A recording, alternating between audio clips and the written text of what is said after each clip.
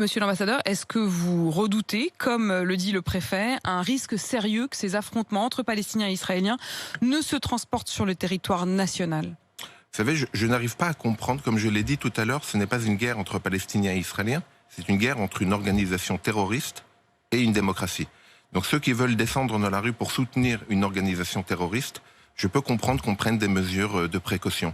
Ceux qui descendent dans la rue pour crier mort aux Juifs, je peux comprendre qu'on veuille les interdire. Vous savez, il n'y a pas de possibilité de transiger dans ce domaine. Il ne s'agit pas de soutenir la cause palestinienne, ce que je peux comprendre tout à fait légitimement. Il s'agit d'empêcher que chaque fois qu'il y a une flambée de violence à Gaza avec une organisation terroriste. Imaginez des gens qui voudraient descendre dans la rue pour soutenir ceux qui ont égorgé le professeur Paty ou ceux qui ont égorgé le sacristain à la basilique de Nice.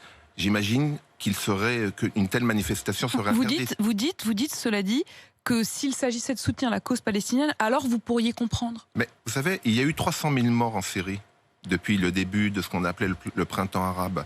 Combien de manifestations ont-elles eu lieu dans les rues de Paris? Combien? Aucune.